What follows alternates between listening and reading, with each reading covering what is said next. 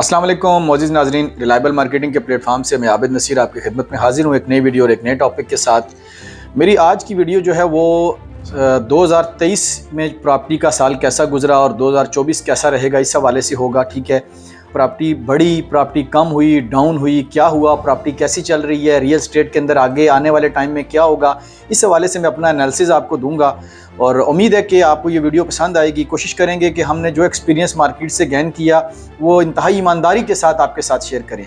तो वीडियो की डेप्थ में जाने से पहले अगर आप हमारे चैनल पर नए आएँ तो हमारे चैनल को सब्सक्राइब करें, लाइक करें, शेयर करें और बेल आइकन का बटन दबाना ना भूलें ताकि हमारी आने वाली हर वीडियो का नोटिफिकेशन आपको मिल सके।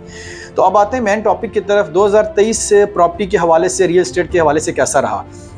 तो मेरे ख्याल से 13 साल मुझे रियल एस्टेट के अंदर हो गए हैं। उन 13 सालों के तजर्बात की बुनियाद पर मैं आपको ये कह सकता हूँ कि 2023 जो था वो प्रॉपर्टी के हवाले से इंतहाई डाउनफॉल रहा प्रॉपर्टी के अंदर जो है ना। ठीक है, उसकी वजह ये थी कि एक तो आपको पता है हमारे मुल्क में जो है किसी चीज़ में इस्तेकाम या स्टेबिलिटी नहीं होती।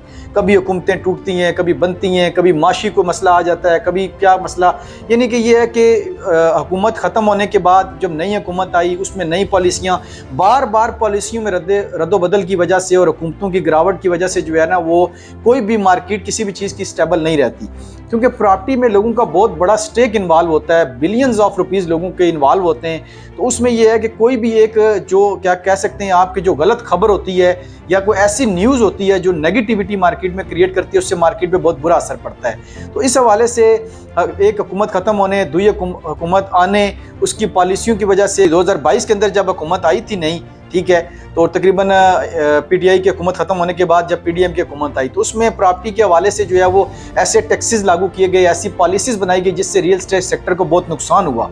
ठीक है, मैं किसी पार्टी को रिप्रेजेंट नहीं कर रहा, मैं एक जनरली बात कर रहा हूँ आपसे जो है ना। ठीक है, तो प्रॉपर्टी में काफ़ी गिरावट आई, रेट्स बहुत ज़्यादा मार्केट में गिर गए। ठीक है, बहुत ज़्यादा डाउनफॉल आप समझ लें मार्केट में आ गया। ठीक है, तो 2023 इतना अच्छा साल प्रॉपर्टी के हवाले से नहीं रहा, काफ़ी सारे प्रोजेक्ट कंप्लीट नहीं हो पाए। ठीक है, और 2024 इस हवाले से कैसा रहेगा। क्या 2024 में आपको प्रॉपर्टी खरीदनी चाहिए, प्रॉपर्टी के अंदर पैसा लगाना चाहिए, नहीं लगाना चाहिए, क्या करना चाहिए।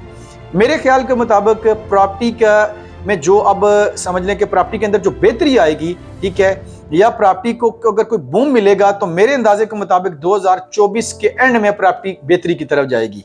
क्योंकि अगर फरवरी में इलेक्शन हो जाते हैं तो इलेक्शन के 5-6 महीने तो किसी नई गवर्नमेंट के आने के बाद उसको स्टेबल होने में लग जाते हैं। तो किसी भी सेक्टर की तरक्की के लिए मुल्क में इस्तेकाम होना, सियासी इस्तेकाम होना, माशी इस्तेकाम होना बहुत ज़रूरी होता है। तो मेरे एनालिसिस के मुताबिक, मार्केट की नॉलेज के मुताबिक तकरीबन 2024 के एंड में जाके प्रॉपर्टी बेहतरी की तरफ जाएगी। तो क्या अभी आपको प्रॉपर्टी खरीदनी चाहिए, क्या करना चाहिए आप लोगों को। मेरे ख्याल से ये प्रॉपर्टी खरीदने का सबसे बेस्ट टाइम है। देखिए, प्रॉपर्टी में वो टाइम खरीदने का नहीं होता जब प्रॉपर्टी अपने पीक पे होती है। उस टाइम तो बहुत से लोगों की दस्तरस से चीजें बाहर निकल जाती हैं, वो इसको परचेज ही नहीं कर पाते। ये प्रॉपर्टी में बाइंग टाइम है, सेलिंग टाइम नहीं है। मैं आपको बड़े वसूख से ये बात कह रहा हूं, अगर किसी के पास भी कोई प्रॉपर्टी है तो बिल्कुल हरगिज इस इन्वायरमेंट को देखकर, इस नेगेटिव माहौल को देखकर पैनिक होकर अपनी प्रॉपर्टी को ना बेचें। प्रॉपर्टी और रियल एस्टेट जो है वो एक सब्र वाला काम है, एक बर्दाश्त वाला काम है। आपके अंदर, अगर आप प्रॉपर्टी के अंदर पैसा लगा रहे हैं तो आपके अंदर होल्डिंग कैपेसिटी होनी चाहिए, आपके अंदर सब्र होना चाहिए कि आप उसको साल, 2 साल, 3 साल, और वैसे भी जो एंड यूजर होता है उसको जो प्रॉफिट है वो साल, 2 साल, 3 साल के बाद आता है। जब सोसाइटीज डेवलप होती हैं, उनके अंदर कुछ चीजें बन जाती हैं, इंफ्रास्ट्रक्चर बन जाता है, तो तब उसमें बेहतरी आना शुरू होती है। ये बाइंग टाइम है, बजाय इसके कि आज मैं आपको बताऊं ना, लोग कहेंगे जी कि अब मैं उनको खरीदने का मशवरा दे रहा हूं जबकि प्रॉपर्टी नीचे जा रही है। मैं खरीदने का मशवरा इसलिए दे रहा हूं कि इस वक्त 50% तक प्रॉपर्टीज जो है वो गिर चुकी हैं। अब आपके ख्याल में क्या ये जीरो पे तो नहीं आ सकती ना, ये 50% जो है यहीं तक आना है इसने, इससे ज्यादा नीचे आप बिल्कुल भी ना सोचें कि इससे ज्यादा नीचे रेट चला जाएगा। एक चीज की अगर एक्चुअल वर्थ करोड़ रुपए थी वो 50 लाख पे आ गई है तो वो आपको 20, 30 या 10 लाख रुपए पे नहीं आएगी। इतना ही डाउनफॉल होता है, इससे ज्यादा डाउनफॉल इसके अंदर नहीं आएगा। तो ये बेहतरीन टाइम है, इस टाइम में इन्वेस्टमेंट करें, आप एक अच्छा रिटर्न कमाएंगे आने वाले टाइम के अंदर। अगर आपके पास साल, 1.5 साल या 2 साल की होल्डिंग कैपेसिटी है तो आप आंखें बंद करके किसी भी अच्छी सोसाइटी के अंदर फाइल या प्रॉपर्टी परचेज कर लें, जनरल प्रॉपर्टी परचेज कर लें।